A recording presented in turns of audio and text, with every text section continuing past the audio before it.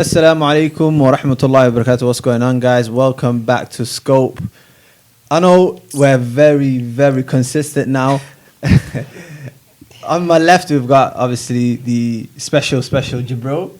But more importantly, we have someone that I've wanted to bring onto Scope for a very long time, a very dear friend of mine, Hashem. This brother, we go way back, yeah? Allah Barik. Welcome. Years? How many years? It's been 4 or 5 years now. That's subhanAllah. That's Allah Barik. Do you know what I mean? Yeah, that's subhanAllah. We were 2016. Was it more than 2018. 2018, yeah. So how long is that? Bro, that's almost 6 years now. That's almost 6 years, yeah. SubhanAllah. Time flies. Last time we saw each other, it was, where was it? Like in Toronto, you mean? Yeah. That was the SSA conference. Toronto, 2018. Well, I never thought years later we'd be sitting here. SubhanAllah. Yeah, welcome to England. Although you've been here for a while though. Almost a year now. Yeah. Almost a year, yeah. That's it. We're converted you fully. Khalas, Canada say Assalamu alaikum. You guys lost out on a good brother. Allahu Akbar. You get This it? is the part he doesn't agree with, but he's playing along. That's gonna take off the whole podcast. This Canada versus UK situation, the living standards, the air conditioning, the insulation. Yeah, let's not go down this road. Already hitting up to the bars, you know.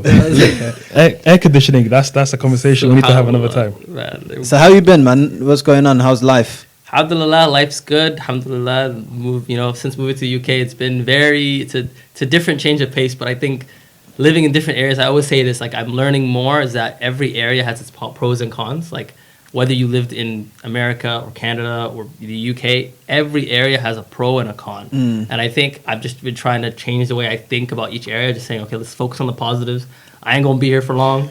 Let me enjoy this. Let's get on Skyscanner every day. Let's look at the flights. Let's see what, Basically, live in the UK and then fly out from it every so often. Yeah. Try your best. Try your best to enjoy what it has to offer. Enjoy the Premier League, and then just. I feel like he's just using us. You know that. Yeah. Just whatever the UK has to offer, just take it, and then that's it. Listen, you guys. I'm asking you, take advantage of Toronto, take advantage of Canada. Come, tomorrow is every day, man. We're involved. Milk cake, we're there.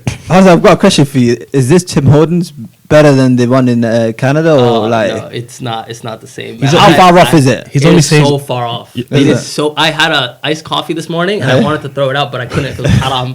But literally, man, I think you guys just have a lot of different restrictions on preservatives and sugars, the sugar tax, and things that taste good. So it's like everything here, just like the healthy stuff. It just tastes gray. It just tastes gray. So yeah, but alhamdulillah, I enjoyed it. But I would never compare it to the source, as you should never. So. Team Canada, he's doing you guys good PR. He's holding it down. Listen, behind the scenes, he didn't say that. But anyway, let's move on. Don't go down that road. Fair enough, man.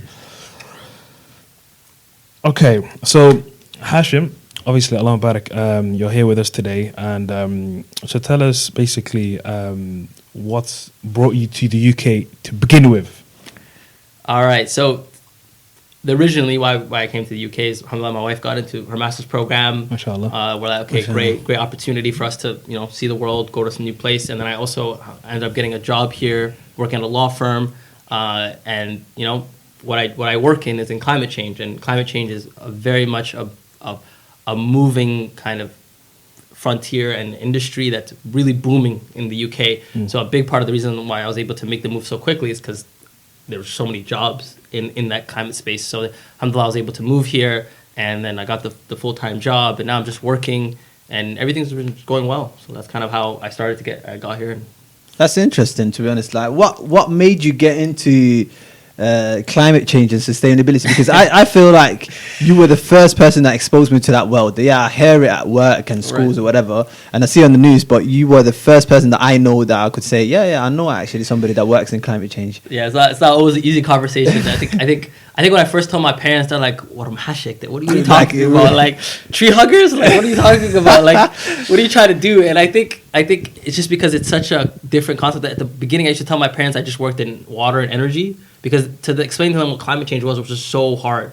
So I like every Somali guy at a certain age, I thought I was going to be a doctor. Like I literally was convinced. I was like, I'm going to be a doctor. Yes. I'm going to go to Cuba or Caribbean. I'm going to do the school and I'm going to come back. But then I did an environmental biology course and I really liked it. And I was like, okay, let me try this. This is interesting. Yeah. And I read this report about the future of climate change and the jobs in it. So I purely in the beginning I went into this because I was like I want a job. Obviously. And I betted that the humans were just going to make the earth worse. So I was like, there's always going to be a job. So you betted against us, yeah. I was like, I hedged my bets and I just went that way. And then it's funny, I remember one of my first sustainability courses in university, I took a plastic water bottle to class. I thought that they looked at me like I killed the earth in the class. And that just goes to show you I was in such a different mindset. But in that environment, in that sustainability class, I was the only black guy. I was the only Muslim. And I think from that moment, I just kind of understood I was in a unique space as one of the only people that had the experiences that I had, the understanding that I had, and the foundation that I had to be in this space. So I really took that and I was like, let me try to make something of this. So then I really started to look at it, understand it more. I did more work into it. And I went to this university called Waterloo University, and I got to do a lot of jobs before graduating. And a lot of those jobs I kept doing more and more sustainability focused and environment focused. And then I got into this kind of niche area of it called environmental social governance, which was really about trying to make companies better in terms of their impact on the environment and making them more appealing to investors, because investors found that if a company was actually smart about how they dealt with their social metrics, their environmental metrics, and their governance metrics, they were better equipped to be a good investment for the future. So then I was like, okay, I want to be able to certify this. I want to be able to mark this, to measure this, to improve this. And that's kind of how I ended up where I was. But so it was a long-winded path. Alhamdulillah, Ilahi, brought me to that spot. But I really originally only went to it for a career because I was like, this is going to be a great career because it's going to be stable. And I wanted stability. The work-life balance was really important for me. So I was like, why are you looking at me? I couldn't do the long work hours for a doctor. So I think being able to work from home, being able to work in Excel, just relax. Now you picked your priorities right. I'll be honest with you. You were like, doctor, it won't do. Yeah, let's... Microphone because I feel like you're gonna be too far away for it. No worries, I'll handle. Don't move around too much. All right, I'll handle the mic just like this. Yes. Very well. Yeah, I'll just put this aside then. All right. Yeah. So yeah, that's kind of how I got into it by accident, but then I ultimately gained an interest in it. And I think once I started to link it to why I cared, I started to think about it beyond work, and I started to think about it in the community sense, the ummah sense, the global sense. So the degree itself was environmental biology, yeah? No, so the degree itself, they changed my program name like 3 times. It goes to show you, in the course of it, they changed it 3 times because it was so evolving.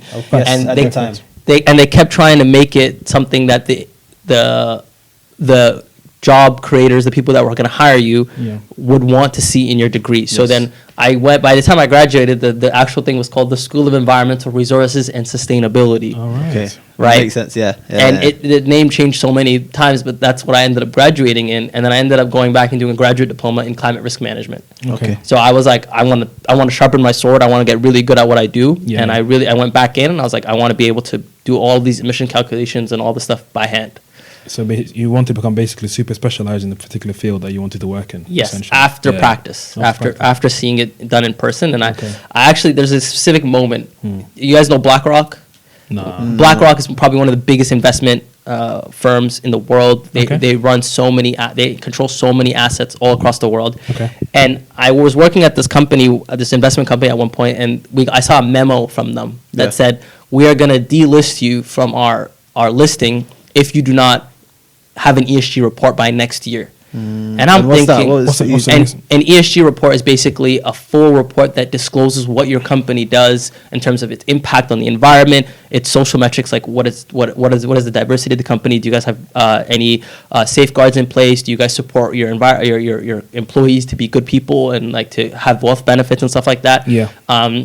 And then the governance is like, do you have good data practices involved? Are you making sure that the company is not owned by like one person? There's like a full governance process in place. So they're like, we need to see that report or we're going to delist you next year. Okay. And I'm like, man, if every company on their listing got this thing, warning, this shows, and BlackRock was very ahead of the time at that time. So they really like, I read that memo and I was like, okay, I'm going to go really into this. And that's when I did the graduate diploma.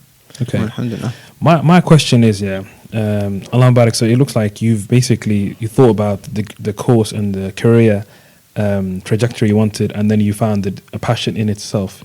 Right.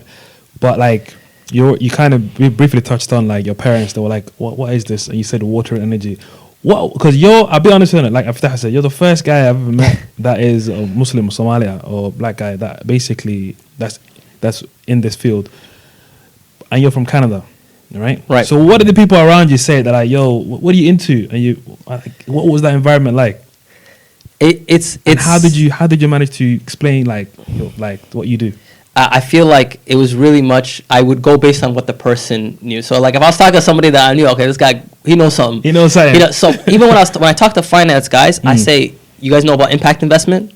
They're like, yeah, that's my bread and butter. I'd be like, okay, so I work in something similar to that, where I look at how to make better impact investment through environmental metrics, through social metrics. And then, for example, if I was talking to somebody who's like a doctor, I'd be like, you guys know about, all the plastic reduction initiatives that are happening in your hospital. You guys know about the energy saving stuff in your hospital. Okay. Yeah, that's what I do. So you speak in their language. So I try to, because alhamdulillah, one thing about working in climate change is you span everything. Like every sector is going to get touched by, sustainability at some point. It's already started. And it's already started. So I just try to, when I was trying to explain to people what I was doing, I tried to make it in their language that they could understand it. And I found even today that really helps me, because now as I work in a law firm, I work in so many different sectors that I talk to clients in the real estate, I talk to clients in the corporate side, I talk to clients on the other side, and I'm trying to talk their language, and it's kind of something that I honed from before, because as you said, I'm in a community that no one knows what I was doing. They're like, well, Rohan, this guy is lying, he's collecting checks, he's not working, What is he actually doing? Yeah, it's funny, like even people closest to me, like for a long time, had no idea what I was doing. They just saw me go and get a paycheck, come home. Exactly. So that's what I'm trying to understand. Like the people close to you, your friends, your social circle, what were they thinking? Like, what do you do? It's funny because you already explained, like you would explain your career or your aspiration to someone in a way where they would understand.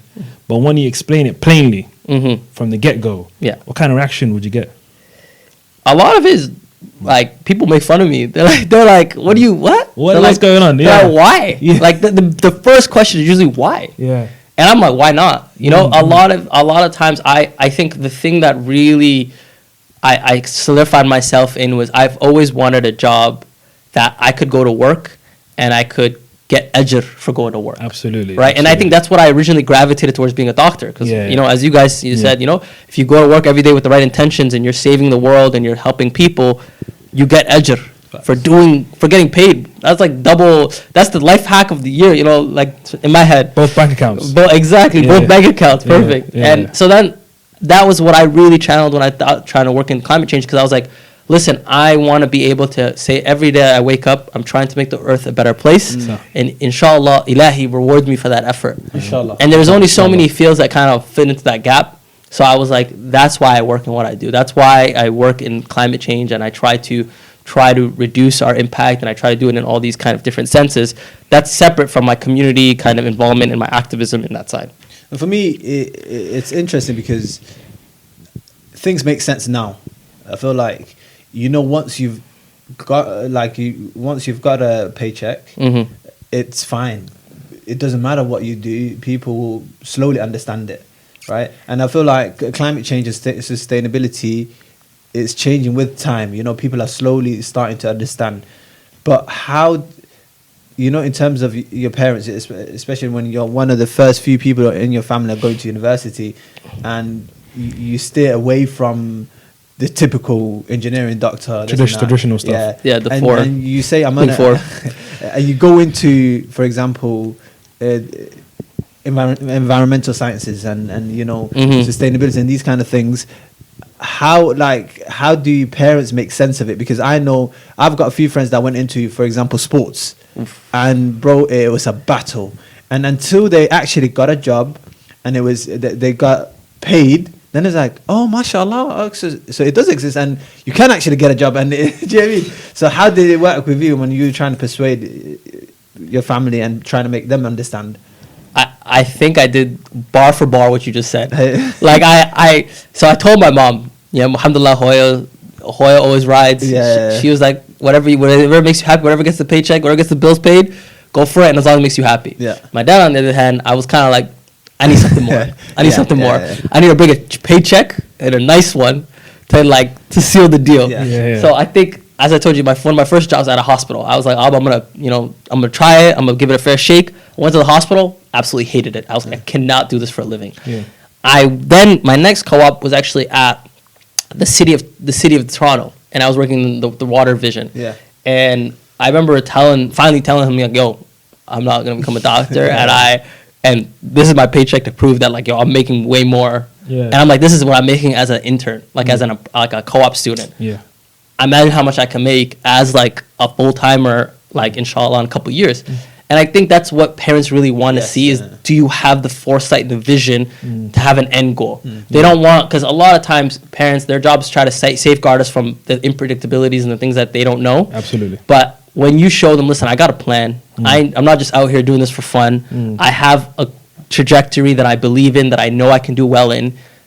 A lot of times they will co-sign. I think for a lot of abbas, they just want to see the money follow. And as long as you can show them that, listen, I'm in the vision, then after that, he was like, hi, walk with Amine, I believe you, go do your thing.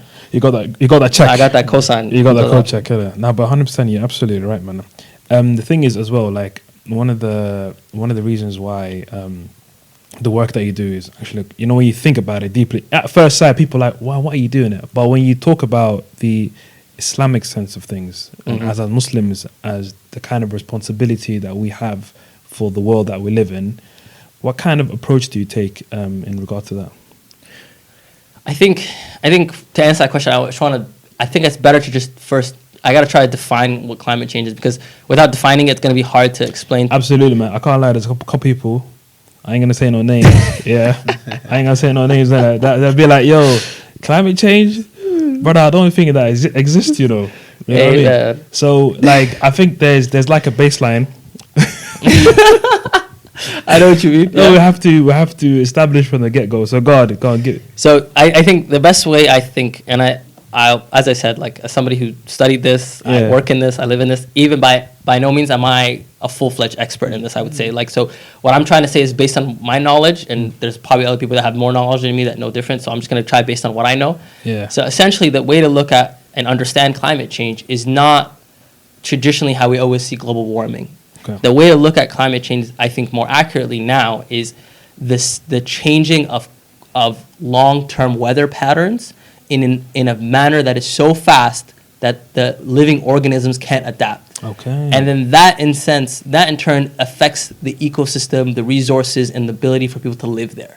So when you think of it in that lens, it's a lot easier to understand why they're like, why is there no climate change? It's freezing down here. Yeah, well, the reason why is because when we talk about the changing of long-term weather patterns in an area, can cause an actual change in the landscape. And one of the most important things that this impacts is actually the ecosystems, which is, think about, there's a whole, you remember science class, like grade 9 science class? Know, man. You guys did you guys know? Hated that class. Come on, it was good, man. It was you remember the hierarchy? The apex predator, the predator, then prey, and then you have the foxes and the hares, and the grass. At the very bottom. Yeah. We don't... It was producer. Yeah. Consumer after that. Yeah. Come on, I still remember my stuff. We're going back now. So when you think of it like that, so what the ecosystem change, when the weather patterns change, it really affects that bottom line. So what happens when that bottom line becomes extra like vulnerable and really dead, it then affects the next level, and then the next level, and then the next level. So like your grass and your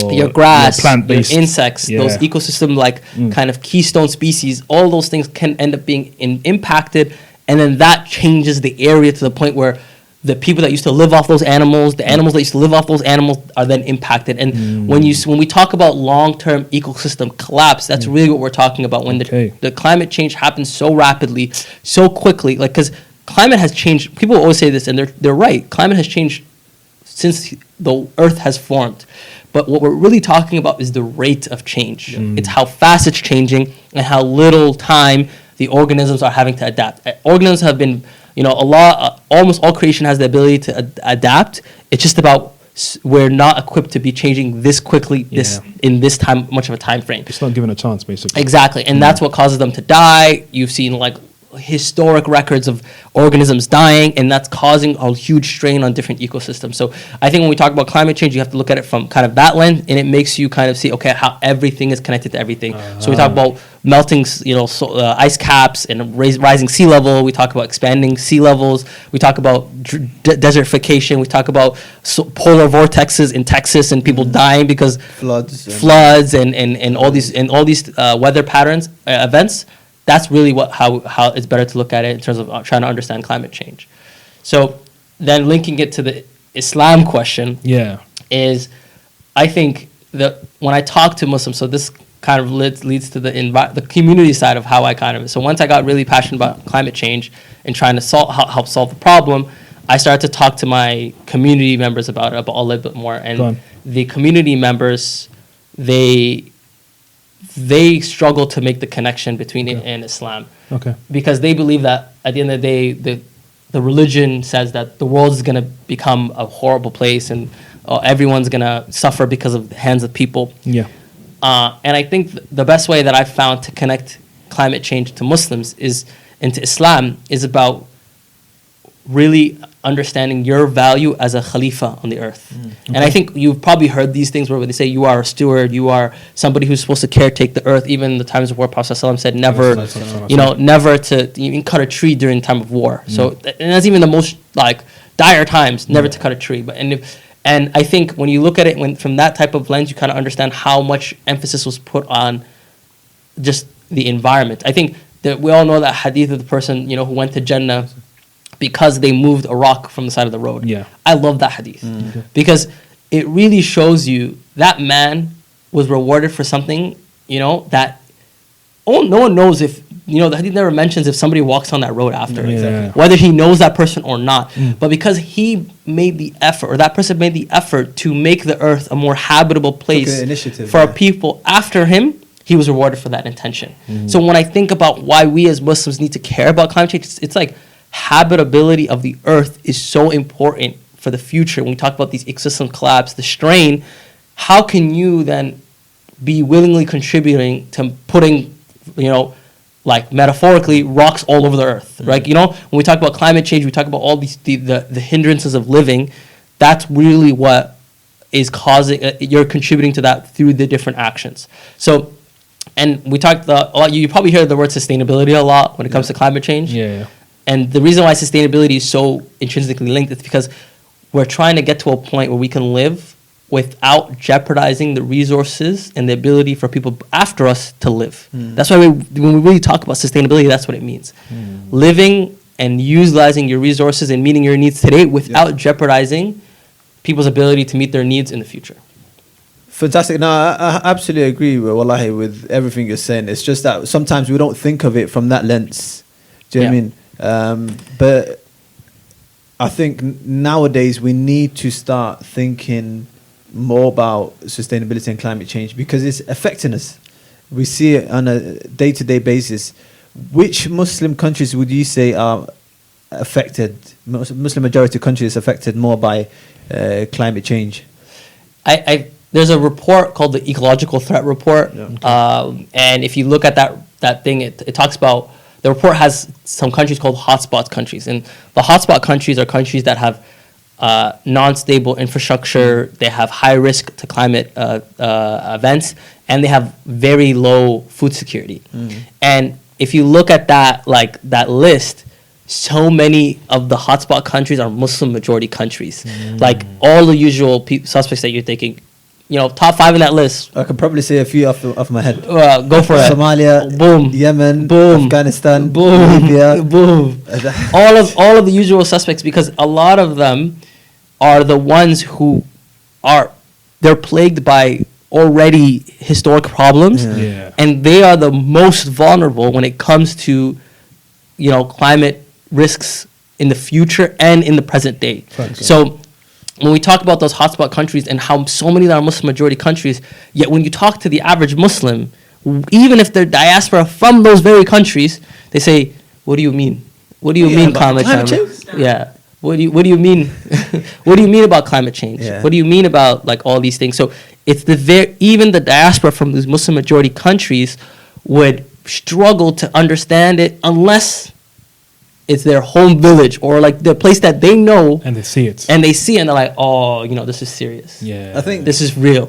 I think this is where I would say we come in, but I would say this is where you come in and other Muslim climate change activists and people that work in that field, because we actually need to raise awareness. We raise awareness in everything else, but people don't understand, and if they don't understand, then they will not kind of start taking that initiative. You know what I mean? So 100%. And a lot of countries and a lot of people from that diaspora will say, what you on about, man? Climate change. You know what I mean?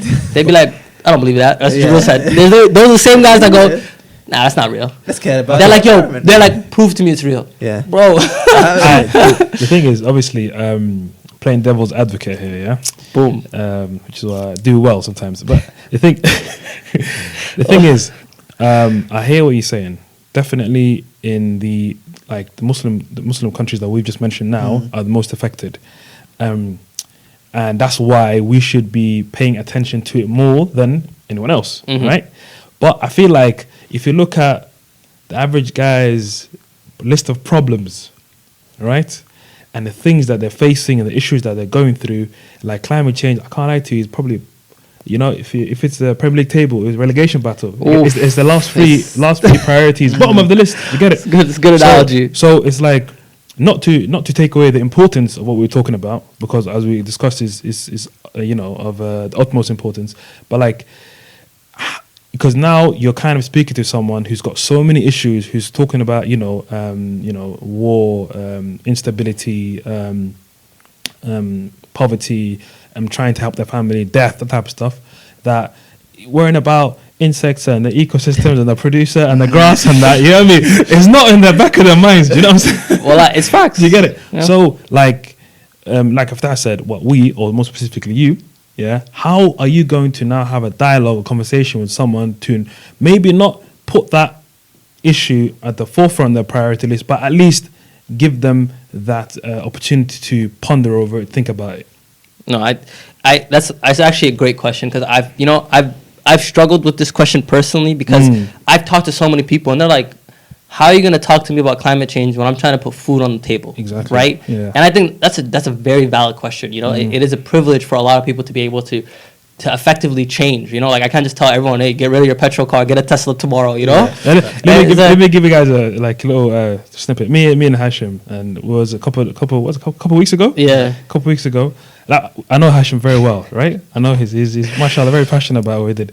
We were drinking some tea, I think, and it was a very hot day. I remember, if you remember, it was a hot day a few weeks ago. Or was it last week? Yeah. And then I wanted to get a cup of ice, and I already had my own bottled water. All right? Oh, hold on. So I had my own bottled water, because in London you can't drink tap water. Yeah, I'm sure you guys agree. So I had my bottled water, and I asked the lady, "Can I have a cup of ice with ice?" And I was like, "Yeah, I'm gonna enjoy my ice." I was hot. It's been a long day. All I wanted to drink is this. Then Hashim's giving me the daggers. He's like, "Jibril, how dare you? How could you have 2 items of plastic in front of me?" I felt like I stabbed him. You get it? Obviously, banter between me and him, and I know him very well, so that's fine. But yeah, go on. I just want to add that. No, I think I wanted to add that in for no reason. no, I think I was like, damn, I can't believe this. But guy. I was like, damn. I'm like, everything I say, this guy goes out one year and the other, But I think the concept of priorities is a really big problem, I think, in when I talk about climate change. And that's why I said there's a huge PR problem. I think climate change is, they're really bad at framing the issue. Yeah. And I think I was stumped by this question. I remember one time I had this conversation with an ex-professor. He was a professor from Jordan. And I told him, I was like, Sheikh, why are you not talking about climate change? You know, all this stuff. I was like, you're a respected Sheikh in our community. You know, why don't you say this? And he said, Hashem, he looked at me dead in the eyes like, Hashem, you remind me of this story. He was like, I one day was teaching a class, and he said, I had a woman from America. She was in the class with me. Afterwards, I was talking about different political issues in the country, and she comes up to me after the class, and she says, Professor, you know, I have a problem with you. You do not speak enough about animal rights in Jordan. She's like, I walk around Jordan, there's animals being abused on every corner. Professor, you need to stand up and talk about animal rights. He looks her dead in the face and he's like, lady, some people in Jordan humans don't have rights here. You think I'm gonna go and argue about trying to get animal rights in Jordan? And he's like, we gotta first fix issue number one. And I think when he said that to me, I was like, damn, like this guy just basically said everything I'm doing is irrelevant. Like, you know, I gotta focus on all the other issues. But then when I started to think about it, I started to talk to my peers, I was like, guys, I'm stumped. And I think one of the best answers I got from one of my mentors was around, if you look at what the actual core problems that people are facing, cost of living, you know, inaccessible to household, food security. When you look at a lot of the crux of these problems, you will actually find climate change is involved in them. It's just that the framing is different, right? When you talk to a farmer in Somalia and you say, listen, his crops are dying, and you're like, listen, we got to talk about, you know, climate change and all this stuff. He's like, he will never understand that frame of reference. So you're already kind of looking at it from the wrong angle for them. So you have to talk to them, as I said, in their language, right? Like, I don't say, when I'm trying to talk to people, when I say like the cost of living, I say, okay, listen, you're talking about cost of living. Why are you buying all of these plastic water bottles when you could just save money buying one reusable bottle, right? There's so many cost savings. Like, I genuinely, even when we talk about sustainability, there's so much cost savings in those type of initiatives, but because it's never framed like that, it is automatically an additional cost. Like, and that's why I talk about the whole PR problem with the climate change and sustainability movement is they don't equate it to the housing crisis. You know, that is intrinsically also a climate thing, because when we talk about not building upwards, we're building outwards. There's urban sprawl. These things are considered climate issues, and it causes increased problems. And the frame of reference on how we think about it needs to really shift. We really need to, like, and that's why when I try to talk to people, I talk to them about, listen, I'm not telling you to not, you know, care about your life and your livelihood and all these costs. I'm telling you to just think about the ihsan that will go into the actions that you do when you factor in sustainability, right? And again, the thing I love about, you know, the religion, and something one of my mentors, Brother Shab, taught me was, you know, we're never beholden to the results.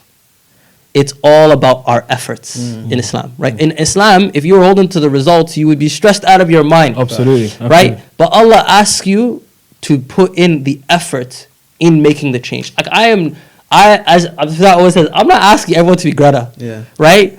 I am what we're really trying to get for is a lot of people to find the agency to speak about climate change, to try their best to conceptualize it in the everyday that they're doing, make the habits. Even in your career, there's so many ways that you, as a person who's working, can make your workplace or the people that are around you more friendly or more climate, you know, more sustainable. But people, because they're already so put off, because the PR machine has already worked so much to demonize the movement and make it look like it's, you know, woke sustainability liberals. There's a couple of guys giving you bad names. I'll be honest with you. Listen, man. Some brothers that stand in the middle of the road and tape themselves. That's one thing, but the other thing I think is it's very overwhelming. It is. It's very overwhelming, and the second thing. What can I feel like I think this, but I'm sure a lot of people do as well. What can one person do? Do you know what I mean? What changes can you make when it's such a global issue, right? Yeah. And why are you focusing on the man when the corporations are not being targeted? Do you know what I mean? Like, so our lives is becoming a lot harder because we need to think about climate change, sustainability. So it's affecting us a lot more. However, countries and corporations are getting away with things that are unacceptable, really. Yeah, again. So how can, like, that's how people look at it. Like, all right, so I'm getting punished, Right. for something corporations are doing, where when what I'm doing is not really making that much of a disruption. I think that's a valid point, 100%. And I think the biggest point in that, what you said, was around the corporate accountability. And I think this whole conversation around climate accountability is huge, because it's really about, listen, I'm not doing it, it's them, it's those guys. Go talk to them. Go talk to them. Those guys, you gotta talk to them before you come to me. And that's really, as I said, like, at the end of the day, on Yom Qiyamah, no one's going to anyone. Everyone's going to you. Yeah. So what are you gonna do to ensure that you're doing the right? And I think talking to that corporate piece, like I told you guys what I do. Like I talk to corporations. Like I'm in these rooms, like in these boardrooms. Like I tell you right now, there was a time period I was in a boardroom in our office, and I was talking. I can't say the corporation, but it's a massive corporation in the UK, and the CEOs and the heads of the executives were really like, we hear you, Hashem. We hear all these things that we gotta do, but do people actually care? That's another thing. Isn't that crazy? Because you think you have no power, but I'm telling you, literally, they're asking me, Hashem, do people actually care about this? And I'm telling, like, it's almost like a feedback loop. Full circle, yeah. It's full circle. I'm telling you, listen, you have to care. You have to care as a consumer. You have to care as somebody, whether you're talking to your local MPs, whether you're talking to, even the biggest thing you could do is actually when you're shopping, making sure you're buying things that can be recycled or any of that stuff. And I am telling you, boardrooms are talking about this right now.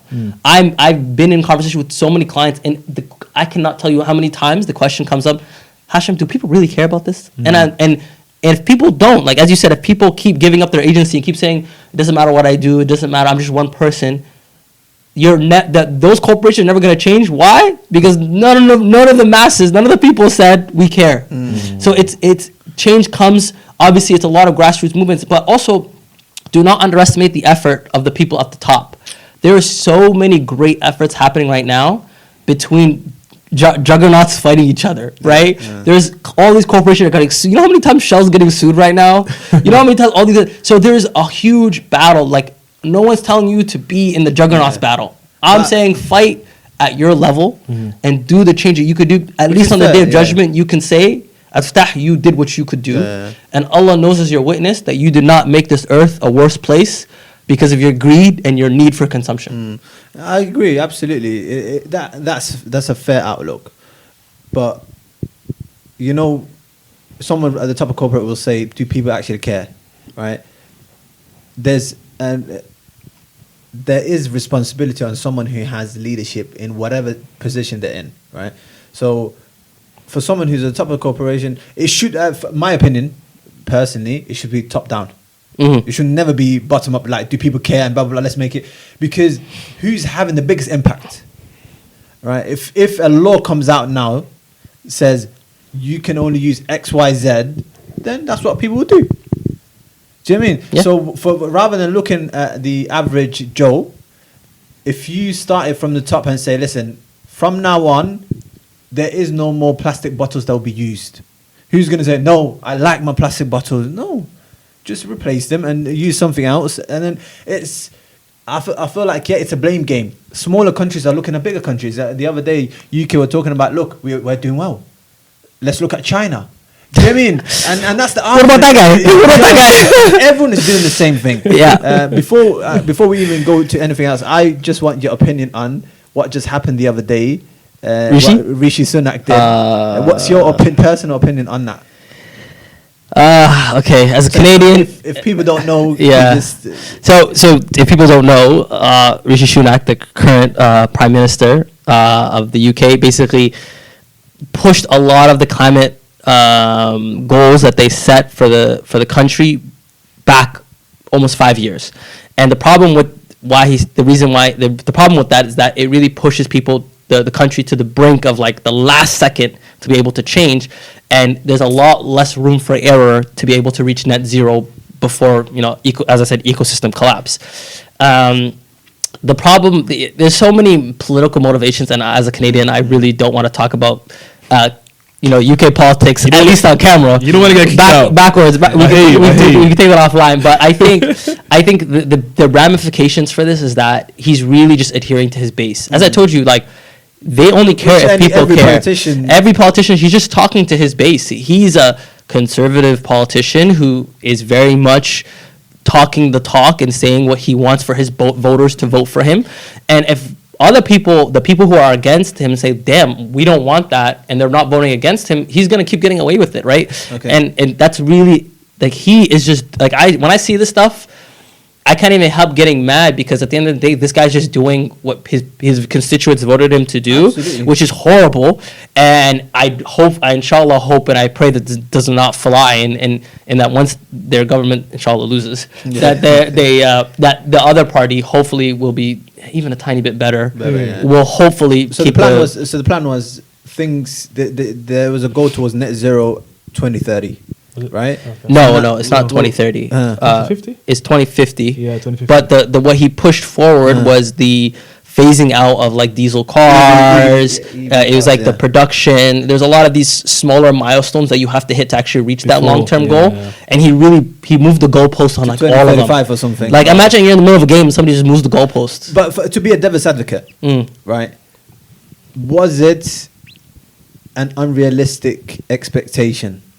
So you're pulling me into this, man. This is hard. You understand? Yeah. So what I'm saying is, I hear what Rishi Sunak did, but maybe he looked at it and thought, you know what? We're spending trillions on things to reach this target, where the cost of living already is abysmal. Do you know what I mean? Like, so, okay, if we're gonna get phase out all of these petrol and diesel cars, and there's no charging stations every other corner. Mm-hmm. There's a bigger issue. Like, they haven't put the measures in place to reach these goals. So now he has to push it back. Yeah. I mean, when I looked at the situation, I thought, you know what? It seems like it's common sense, because when you look at pro and against this whole EV on the radio the other day, I was listening to it, and so a lot of people were for this getting pushed back, and some people were against. Do you know what I mean? And the people that were against were people who are like in climate change and sustainability, and people that care about the climate, which we should all care about, honestly. But then the people that is affecting the most, like lorry drivers, people that do delivery, all these stuff, were like, listen, we can't afford to do this. Yeah, so funny. Every time I'm not gonna lie, the UK politics is hilarious to me, because I always wonder, I'm like, how did you guys do Brexit? It seems so confusing. Why would you do it? And then I see all this, I'm like, okay, I understand how these people voted for Brexit, because it's so funny how a radio, like, as you said, these radio stations will make it look like it's 50-50. 50-50, They'll make it look like, oh my God, both sides have valid points. Yeah. When in reality, really not the case. And it's, when we talk about these things about cost, what we just said, you just ended up doing, which was you equated sustainability and climate change, like climate action, to increased costs, which is directly what the fossil fuel companies and these corporations want you to think. Absolutely. They want you to think, as a person, if I do this, it's more money for me. But they'll never mention the amount of investment that could go into this that would create way more jobs for your for the people in the UK. Yeah. The fact that if you guys are leaders in this, you can sell your expertise to other countries. You can use, everyone is going to have to do this, but if the UK stayed as a leader in this movement, they could get the economic advantage of the being a front runner. Richard's argument is, we are already that. That's like saying, listen, that's like playing football and you're up like 2-0 and you're like, all right guys, let's sit back, relax. We're already ahead. Let them catch up. Let them score some goals. Exactly. I want to make it. I want to get a good game going. So for him, like, I don't really want to sit here and defend him. Do you know what I mean? But I'm just trying to be a devil's advocate. No, I hear your point, I don't think we are not ready for some of the changes, and sometimes we say things because it's so far ahead. It's like, yeah, that's fine. And then when the time gets closer, it's like, oh, I gotta get rid of my diesel car, man. Yeah. Oh, man. But if I'm telling you, it's all about reframing the way you think about this. Because if I told you the cost savings of switching to EVs in the 5-year, 6-year time frame, and the amount of cost that goes into your pocket, it would change the way you think. But because there's such a huge communications and like conversational battle happening around trying to secure the narrative, people are just getting confused, and confusion benefits the other party because the other party wants a muddy battlefield. They want the water to look murky. They'd be like, oh, it's gray. Wallahi, as a human being, as a Muslim, I don't really know where to stand. I'm not going to do anything. Inaction is the key for them. They just want to make it as confusing and as uninteresting as possible so that no one does anything. Right. And that's why I really tell people, one of the first things I tell people, you don't have to do anything. Just learn, just research, become educated, and make informed decisions. If you can't do that at least, then like, what are you doing? What are you doing? Right? Like, I'm not even telling you to give up. Like, all I'm asking for is your time and researching and making informed decisions. Look at the investment, look at the trajectory, understand things, and not just listen to what is being told, what you're being told to on BBC News or BBC Radio or whatever those fun networking stations that you guys have. When it comes to all these things, it's true. But I think, forget politics. Right. Let's get back to things that are more important to us. Let's circle back to Alhamdulillah. reality. To our community. Yeah, our reality. Okay? Yeah. About to lose a vein, you know, like a lie. Alhamdulillah, Salman's not here because we want to just continue down this path. But when it comes to our community, what can we do within our community and organizations to actually make a difference or raise awareness, at the very least? Because I feel like we had a discussion in London the other day about what can happen, and at the time we were just laughing at you. But it's a great point. Do you know what I mean? And you were talking about laws changing, which have now, I don't know if they are or not, but it's important. I feel like these are things we should look at. So what can we do within our communities to make a difference when it comes to sustainability, at the very least? I think let's start at the base level, right? The individual level, everyone, as I said, getting more educated, getting more aware, making informed decisions, being that educated consumer as well as a person who could speak to this topic really makes everything 10 times easier when we talk about change. I think the other part, when we talk about community, a lot of our community is being spearheaded and run, as you know, by a lot of the older generation, and it's even harder to try to get them to understand something because, you know, they're already cemented in a way of thinking that it's so, like, alhamdulillah, I found some amazing elders, some amazing people who have been so receptive of the work that I'm doing, but I found it very, very challenging trying to talk to a lot of the senior people in our community about climate change and trying to get them to really to consider as part of their lives. And 100%. I can see you laughing because, you know, and that's like with a lot of issues. And I think, subhanAllah, even looking at the history of Islam, you know, Islam was championed by the young people. When we look at Mecca, right, it wasn't the older, it was the younger generation that really took Islam for the khair that it was. And I think there's a lot about talking about how the older generation is kind of harder to convince, but I think one of the best things that we can do as a community is making sure that our hubs, our masajid, our places of worship are centers that value sustainability, that are centers that are free of waste, that are centers that prioritize these things. Like when my heart actually, it generally hurts when I go to these events and I see so much like waste and so many things going on in the masjid, and the masjid is complaining about, oh, we need donations to keep the masjid running, right? There's so many, obviously there's like, and I've talked to masjid, like a lot of people who are doing it, and they struggle with cost every day, and just trying to get them to consider, climate change as part of their planning is not an easy subject. So I think being a part of your masjid and trying to bring up being a sustainability champion, trying to start that conversation in your masjid, whether it's even something as simple as a community garden. I love the community garden concept because it's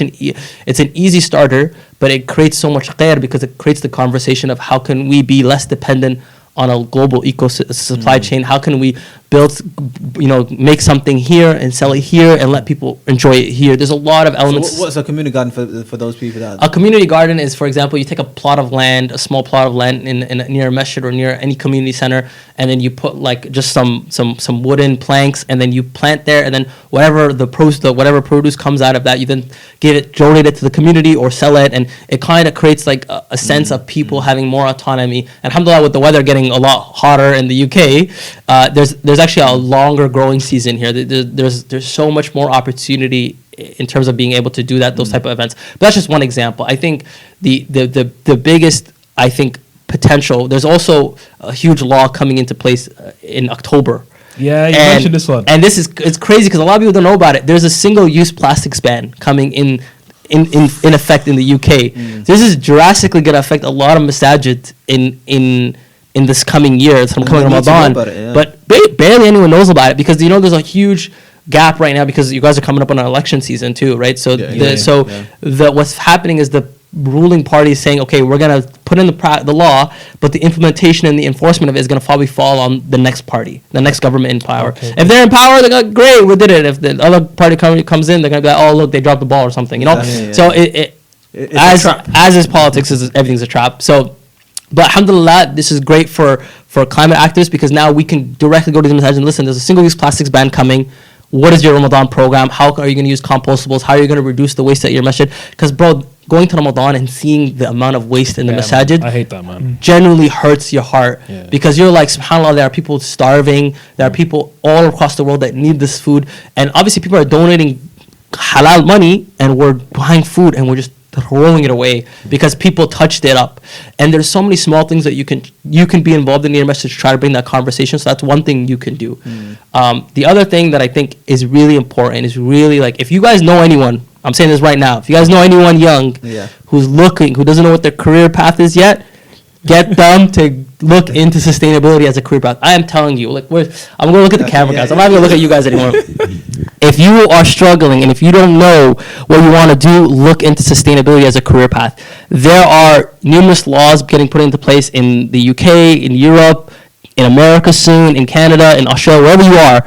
There's a lot of laws coming into place, and there's going to be so many jobs to enforce climate, regulation and disclosure and all of these things about making sure the company is transparent.